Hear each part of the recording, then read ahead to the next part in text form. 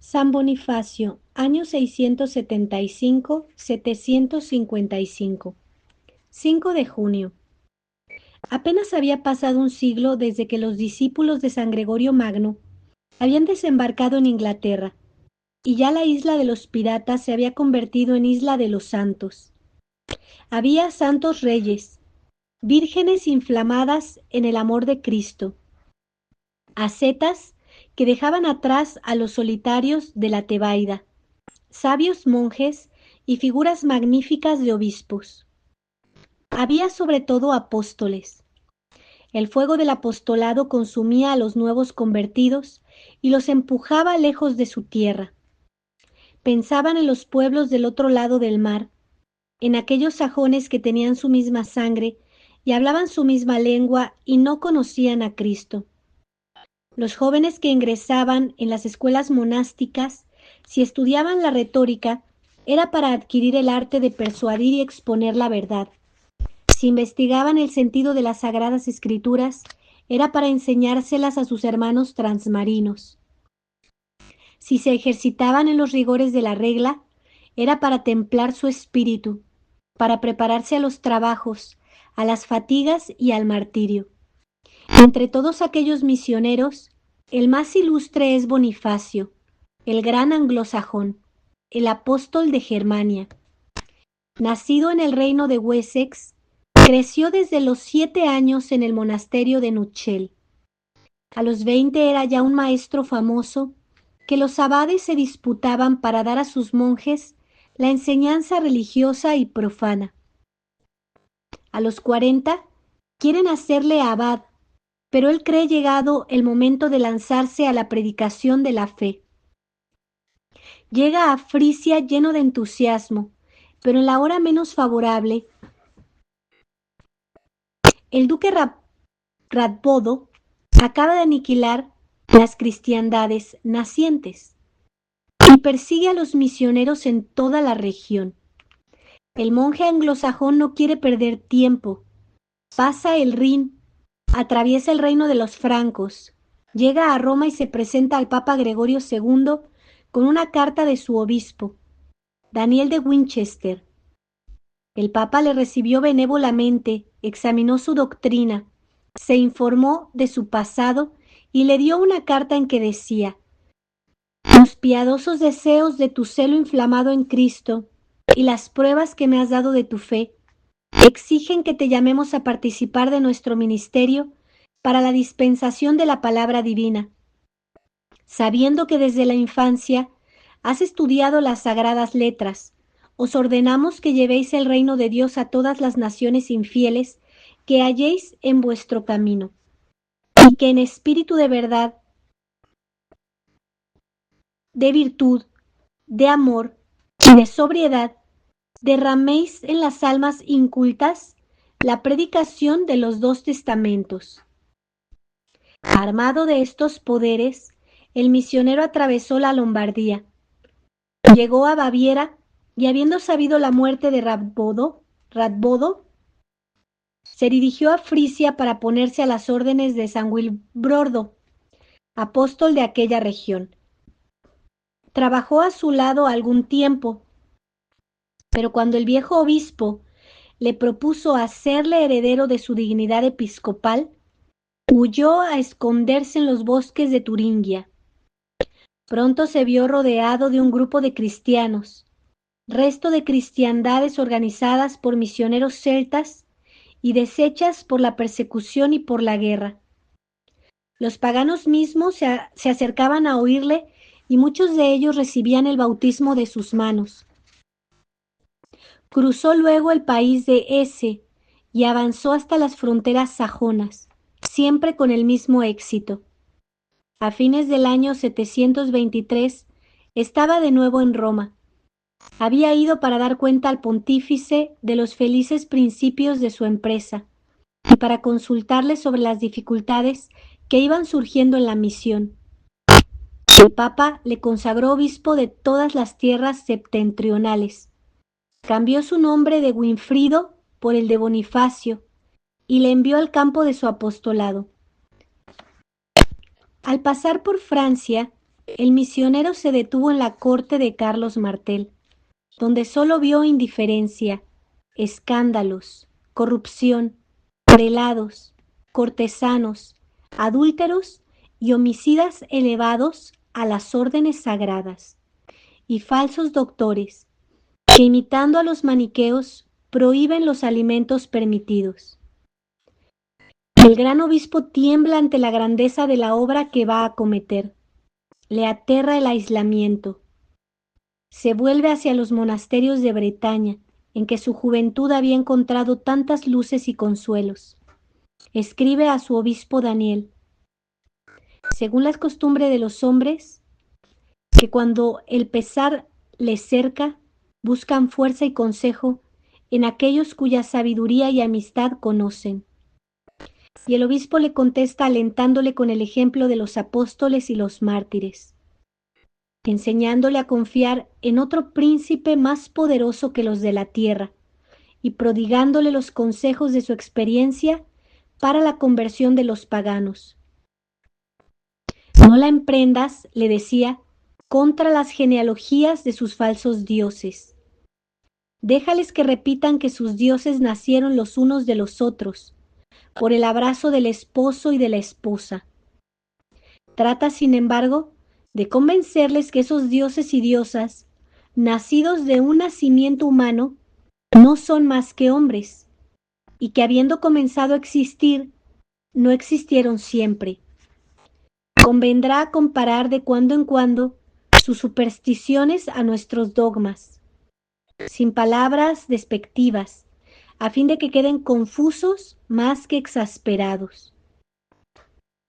Les describirás también la grandeza del mundo cristiano frente a lo poco que ellos representan, y para que no se jacten del imperio inmemorial de sus ídolos, les dirás que los ídolos fueron adorados en toda la tierra hasta que la tierra fue reconciliada con Dios por la gracia de Jesucristo. Meditando estos sabios consejos, penetró Bonifacio otra vez entre las tribus paganas de Hesse y Turingia. Aquella dulzura, aquella discreción, aquella tolerancia con sus tradiciones nacionales, unidas a una vida austera y a una palabra elocuente, encantaron a aquellos bárbaros. Fueron muchos los que abjuraron sus errores. Otros, no obstante, sin mirar con odio al extranjero, seguían sacrificando a los árboles y a las fuentes, consultaban el canto de las aves y practicaban sus sortilegios y adivinaciones. Entonces el apóstol resolvió derribar un árbol gigantesco que los paganos llamaban la encina de Thor y que se alzaba en medio del campo de Geismar. Para defender aquel símbolo de un culto secular, había acudido una multitud innumerable de bárbaros, dispuestos a matar al enemigo de los dioses. El obispo apareció entre ellos sin la menor muestra de temor. Se dirigió hacia el árbol sagrado y a los primeros golpes se desencadenó un furioso vendaval que arrojó la encina por tierra. La multitud, estupefacta, vio en aquel suceso un signo de la voluntad de Dios y pidió el bautismo. El número de los fieles se aumentaba, surgían las iglesias, acudían los catecúmenos, y el misionero empezaba a sentir la necesidad de otros colaboradores. Nuevamente dirigió su mirada hacia sus hermanos de Inglaterra. Escribió a los obispos, a los abades, a las santas mujeres que gobernaban los monasterios de monjas, dándoles cuenta de su penuria, de la insuficiencia de sus sacerdotes, de las solicitudes de su responsabilidad episcopal. Para el que ha sido llamado al ministerio de la palabra, les decía, es muy poco vivir santamente. Si se avergüenza o tiene miedo de ir tras los hombres extraviados, perecerá con aquellos que perecen por el silencio. Pedía ornamentos sacerdotales, campanas y libros, sobre todo libros. Debían buscar para él en los archivos de los conventos las cuestiones de San Agustín de Cantorberi y las respuestas de San Gregorio Magno, las pasiones de los mártires, los comentarios de los padres sobre San Pablo, un volumen de los profetas, todo de una escritura clara y sin abreviaturas, como convenía para sus ojos cansados por la vejez.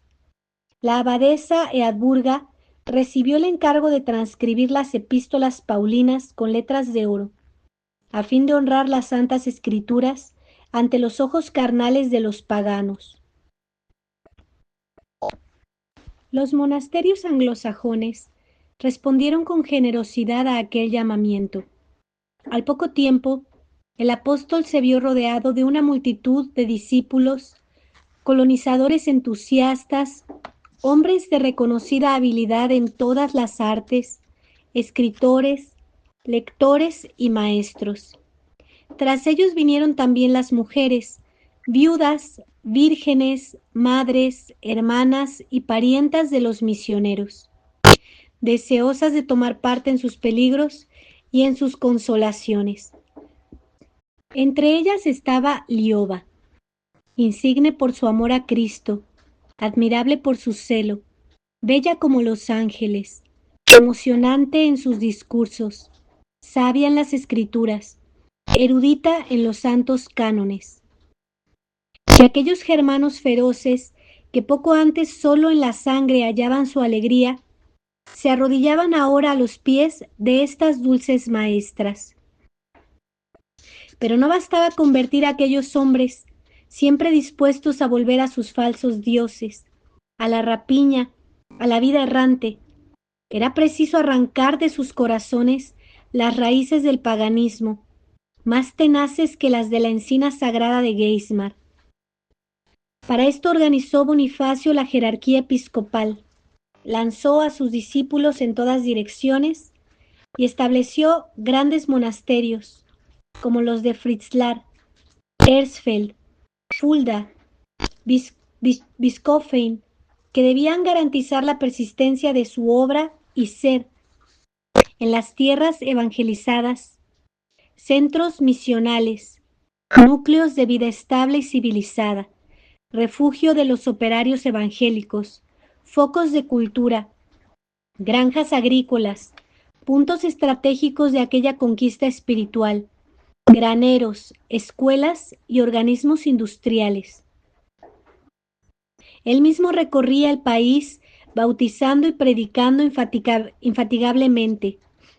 Aún conservamos una colección de homilías en que se descubre la palabra viva y clara del apóstol, pero recogidas en latín para servir de modelo y como de manual a los sacerdotes encargados del ministerio.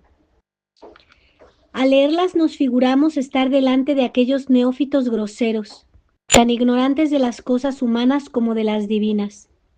Al hablar del misterio de Navidad, Bonifacio empieza diciendo que cuando nació Cristo, había una gran ciudad que se llamaba Roma y un jefe poderoso llamado Augusto, pacificador de la tierra. Las grandes fiestas del año le dan ocasión para resumir en pocas palabras, pero con mucha sencillez, claridad y con calor, las principales verdades de la fe y los deberes más importantes de la vida cristiana. Escuchad, hermanos míos, decía a los recién bautizados, y meditad atentamente qué es lo que acabáis de abjurar en el bautismo. Habéis renunciado al demonio, a sus obras y a sus pompas. ¿Cuáles son las obras del demonio? Son el orgullo, la idolatría, el homicidio, la calumnia, el odio, el perjurio, la fornicación, el adulterio, y todo lo que mancha al hombre son el robo, la embriaguez, el falso testimonio, las palabras vergonzosas, las querellas, son los sortilegios, las hechicerías, la creencia en los magos, en los hombres lobos y en el poder de los amuletos. Pero al mismo tiempo que propagaba la fe en aquellas regiones en que nunca habían entrado las legiones romanas, Bonifacio pensaba en las iglesias que quedaban detrás de él, en las iglesias del reino de los francos, cuyos desórdenes, cuya desorganización, cuya anarquía le llenaban de pena. Se veían obispos que empuñaban la espada para vengar una injuria de familia en combate singular, y volvían luego tranquilamente a ofrecer el sacrificio incruento. En las provincias del Rin parecía abolido el cristianismo y los ídolos ocupaban en las iglesias el lugar de los santos. El arrianismo reaparecía en Baviera. Inmigrantes africanos propagaban los dogmas maniqueos y un irlandés llamado Clemente recorría las tierras de Suiza y el Luxemburgo predicando contra los santos padres y las tradiciones de la Iglesia.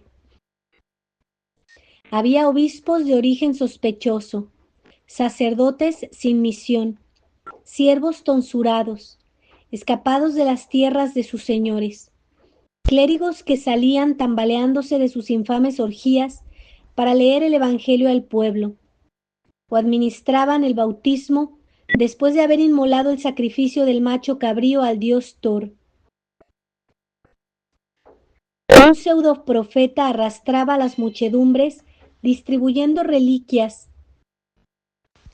haciendo milagros fingidos, consagrando iglesias en su honor y leyendo una carta que, según decía, le había traído del cielo un arcángel. Esta situación alarmante llenaba de inquietud a Bonifacio. La tiranía de los grandes, la corrupción de los eclesiásticos, la audacia de los herejes y aquella mezcla extraña de errores gnósticos, de aberraciones místicas y de residuos paganos se le presentaban ahora como un enemigo más terrible que las idolatrías de los bárbaros del Báltico. Se necesitaba una reprensión enérgica y este va a ser el objetivo de su tercera misión. En el año 738 aparece de nuevo en Roma acompañado de una multitud innumerable de francos, bávaros y anglosajones, que no quieren separarse de él un solo momento. El pontífice y el pueblo romano le reciben en triunfo. Visita las grandes iglesias de la cristiandad y vuelve armado de todos los poderes, con cartas para los príncipes, con órdenes precisas para los obispos y con facultad omnímoda para reformar, organizar y reconstituir la jerarquía en las tierras sujetas a los francos. Y empieza su obra con la misma actividad que cuando tenía 30 años. Pasa de Franconia a Baviera, de Austria a Neustria. Reúne concilios en Séptines, en Soissons, en Salzburgo. Crea nuevas provincias eclesiásticas. Depone obispos concubinarios, degrada sacerdotes intrusos, prohíbe a los clérigos el traje laico, la compañía de las mujeres, el uso de las armas, de las jaurías y de los halcones. Prescribe a los monjes la observancia de la regla benedictina, renueva las penas de los cánones antiguos, prohíbe el incesto, el adulterio, la venta de esclavos y las viejas prácticas paganas. Todos los fieles debían saber la oración dominical y el símbolo, y en el momento de convertirse, estaban obligados a renunciar al demonio, a la comunión del demonio, a las obras y palabras del demonio, a Dunar, a Woden, a Saxnot y a todos los espíritus impuros que están con ellos.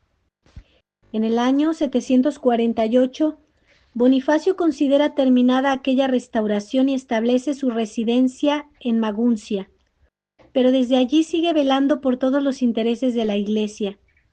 Creador de un mundo nuevo, legislador religioso de un imperio, no olvida nunca su nombre católico. Su mirada parece fija en todos los puntos de la cristiandad. Se acuerda sobre todo de las iglesias de su patria y con cartas admirables mantiene en ellas el fervor de la vida cristiana. Escribe al rey Eteobaldo, juguete de sus pasiones, con el acento del padre que solo piensa en convertir al pecador. Le elogia primero por sus limosnas y su anhelo de justicia, pero se aflige al saber que un príncipe tan magnánimo deshonra el lecho conyugal con toda suerte de infamias. Le recuerda con gravedad de teólogo las amenazas de la Sagrada Escritura. Le cita el ejemplo de los viejos sajones, entre los cuales la mujer adúltera se ve obligada a ahorcarse por su propia mano. Le representa los castigos que la espada de los sarracenos acaba de hacer en España y continúa. Ten cuidado de que tu pueblo no se arruine con el ejemplo del que le gobierna, porque si la nación de los anglos, según se dice en Francia, en Italia y hasta en los países paganos, vive una vida digna de Sodoma, sabed que de las entrañas de las prostitutas saldrá una raza degenerada, abyecta, de instintos perversos, inútil para la guerra, infiel a su palabra, abominable a los ojos de Dios y deshonrada ante los hombres. Vibra aquí el acento del patriotismo, la energía del apóstol y la prudencia del anciano. Nada de aquella debilidad que se ha reprochado al santo misionero. San Bonifacio sabe condescender cuando las circunstancias lo exigen, pero sin apartarse nunca de la línea del deber.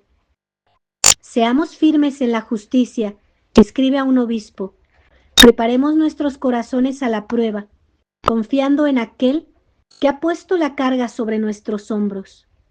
Muramos, si Dios lo quiere, por las leyes santas de nuestros padres, a fin de merecer con ellos la herencia de la eternidad. Este hombre, a quien se ha representado como un instrumento ciego de los papas, a quienes importunaba continuamente con sus consultas, reveladoras dicen, de un carácter apocado. No dudaba en reclamar enérgicamente contra los abusos de la Cancillería romana y en estimular el celo de los pontífices para suprimir ciertas costumbres de sabor idolátrico que se practicaban en Roma. Que vuestra paternidad, escribía al Papa Zacarías, se digne disipar mi rudeza sobre este punto, a fin de evitar a la Iglesia, a los sacerdotes y al pueblo cristiano el dolor de ver nacer escándalos, cismas y errores nuevos, porque si los hombres carnales que nada saben, los alemanes, los bávaros, los francos, ven practicar públicamente en Roma lo que nosotros prohibimos como pecado, creerán que es una cosa permitida, se escandalizarán y nos considerarán como impostores. Es este un gran obstáculo a la predicación, según la palabra del apóstol. Observáis los tiempos y los días a la manera de los paganos. Temo haber trabajado inútilmente en vuestra salvación. En medio de tantas solicitudes, Bonifacio no olvidaba nunca las aficiones literarias de su juventud. Bajo el palio del arzobispo palpitaba el corazón del monje que había enseñado la gramática y la elocuencia, ejercitado las reglas de la prosodia y compuesto un tratado sobre las 8 partes de la oración. El antiguo maestro mantiene ahora una asidua correspondencia literaria con sus discípulos y discípulas de otros días. No se contenta con pedirles libros de liturgia y de teología, se interesa por sus escuelas, por su progreso en la ciencia y por las nuevas obras que van enriqueciendo la literatura eclesiástica. Al obispo de York, Egberto, le pide que mande a Germania algunos de los opúsculos de Beda, el maestro ilustre que la fama le presenta como un espíritu enriquecido con los dones de la gracia divina. Enviadnos, añade, esos libros para que nosotros gocemos de la luz que os ha dado el Señor. A cambio de estas obras que los obispos y los monjes sacaban de sus bibliotecas, enviábales él los productos de los países bárbaros. Tejidos de pelo de cabra, pieles finas, abrigos para tener los pies calientes. Para los príncipes tenía regalos más preciosos. A Etelvaldo le enviaba una gerifalte, 2 halcones, 2 escudos y 2 lanzas. A la reina un peine de marfil y un espejo de plata. Todo en esa correspondencia refleja un espíritu delicado, que ni el aislamiento ni el comercio con los bárbaros ha podido alterar. Su estilo es natural. ajeno a la hinchazón de la literatura anglosajona de su tiempo. A veces descubrimos al gramático, y no sin deleite, vemos al anciano recordar los juegos literarios de su juventud para facilitar en verso al Papa Zacarías su advenimiento al pontificado. Pero tanto como en sus propias cartas, su alma se adivina en las cartas que le escribían desde el otro lado del mar. Para las monjas que allá quedaban, Bonifacio tenía toda la grandeza del héroe y del sabio. Le pedían un remedio contra la violencia de la tentación, le consultaban sus dudas interiores, le enviaban sus ensayos poéticos para que los corrigiese. Él, con palabras que revelan la bondad de su corazón, poníalas al tanto de sus conquistas, de sus trabajos y de sus luchas, y les pedía el apoyo de sus oraciones. Ellas le hablaban de sus dolores y de sus deseos con toda la impetuosidad propia de aquella raza joven, ganosa de libertad y de fuerza. No ceso de dar gracias a Dios, le escribía una hija del rey de Wessex, por haberse dignado llevaros tan misericordiosamente a través de tantos países desconocidos. Yo os admiro y os amo, y puedo aseguraros que ninguna revolución del tiempo podrá cambiar el estado de mi alma con respecto a vos. Con el portador de estas líneas, os mando 50 monedas y un lienzo de altar. Es un don muy pequeño, pero ofrecido con grande amor. Una monja, Lioba, la amada, la santa Lioba, la que mereció descansar en un mismo sepulcro con el gran apóstol, le escribía antes de dejar el país natal. Quiera Dios que, aunque indigna, me sea dado el honor de teneros por hermano, porque ningún hombre de mi familia me inspira tanta confianza como vos. Os envío un regalo para que sea a vuestros ojos el recuerdo de mi pequeñez y el nudo de una ternura que nos una en Cristo para mientras vivamos.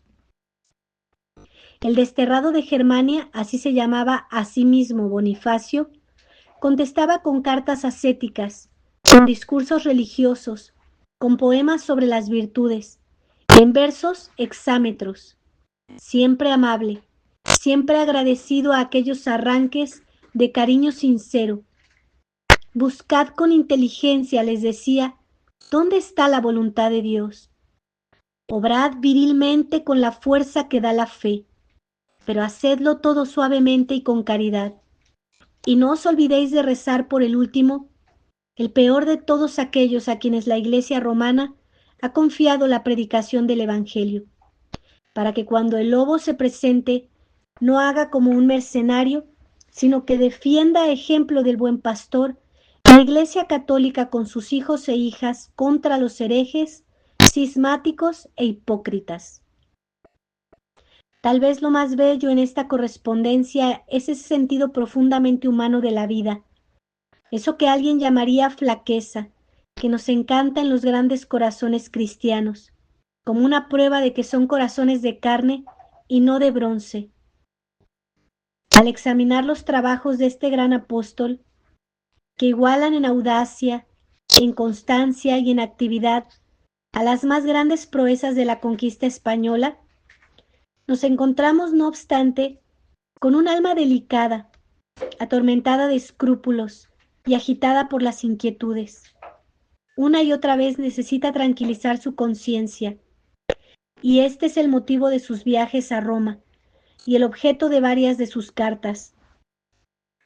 Se acusa ante el Papa de no haberse podido abstener del trato con los excomulgados, cuando las necesidades de las iglesias le han llevado al palacio de los príncipes. Le inquieta también la suerte de sus discípulos, de aquellos colaboradores abnegados que trabajan en el destierro, a merced de un pueblo semibárbaro. Son monjes, escribía poco antes de morir, son sacerdotes, son religiosos que predican la fe y sirven a Dios, y enseñan las letras en los monasterios.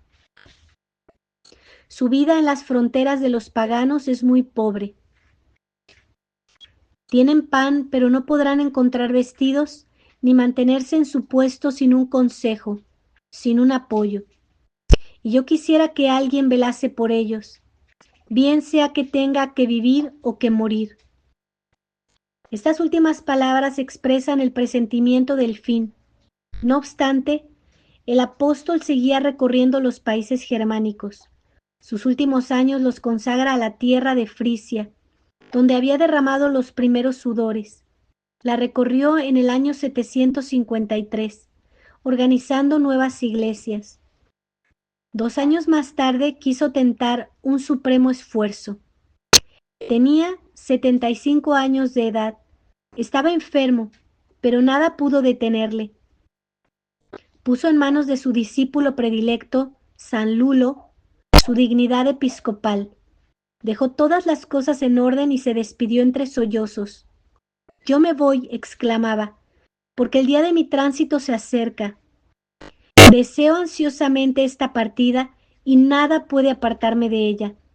Así pues, preparad todas las cosas, y en el cofre de los libros colocad el lienzo en que habéis de envolver mi cuerpo». Tomó consigo algunos clérigos y monjes, y con ellos navegó hasta Utrecht. Habiendo empezado a predicar, muchos miles de hombres y mujeres recibieron el bautismo.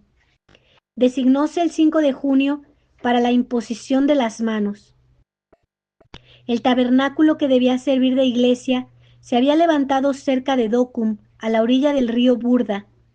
Todo estaba dispuesto para el sacrificio: los vasos, el altar, los vestidos pontificales. Faltaba la presencia de los catecúmenos, derramados por las cercanías. En su lugar empezaron a aparecer hombres armados de lanzas y escudos. A media mañana la llanura estaba cubierta de guerreros. Los pajes, los neófitos y los clérigos corrieron a las armas, dispuestos a defender a su maestro. Pero el hombre de Dios apareció a la puerta de la tienda diciendo: «Dejad las espadas, hijos míos. Acordaos que la Escritura nos enseña a devolver bien por mal. Este día es el que yo he deseado siempre, la hora de mi liberación. Sed fuertes en el Señor, esperad en Él, y Él salvará nuestras almas». Apenas había dicho estas palabras, cuando una muchedumbre de bárbaros se arrojó sobre él y le mató. Después asaltaron las tiendas, derramaron el vino del sacrificio y echaron al aire los libros. Los cristianos recogieron el cuerpo del santo y le llevaron a Maguncia. Junto a él y teñida con su sangre se encontró una copia del libro de San Ambrosio sobre las ventajas de la muerte. Dios había reservado al gran apóstol una muerte digna de su vida. Nada falta a su gloria, ni el heroísmo del martirio, ni la intrepidez del misionero, ni la grandeza del obispo, ni la austeridad del monje, ni la bella aureola de gracia y de bondad con que supo plegarse a su época para dominarla. No se aisló como San Columbano. Se hizo esclavo de todos. Recogió todas las buenas inspiraciones de donde quiera que viniesen para hacer de ellas una realidad. Esto explica la eficacia de su obra y aquí está su gloria más alta. San Bonifacio, rogad por nosotros. San Bonifacio, rogad por nosotros. San Bonifacio, rogad por nosotros. Ave María Purísima, sin pecado original concebida. Por la señal de la Santa Cruz de nuestros enemigos, líbranos, Señor Dios nuestro, en el nombre del Padre, y del Hijo, y del Espíritu Santo. Amén.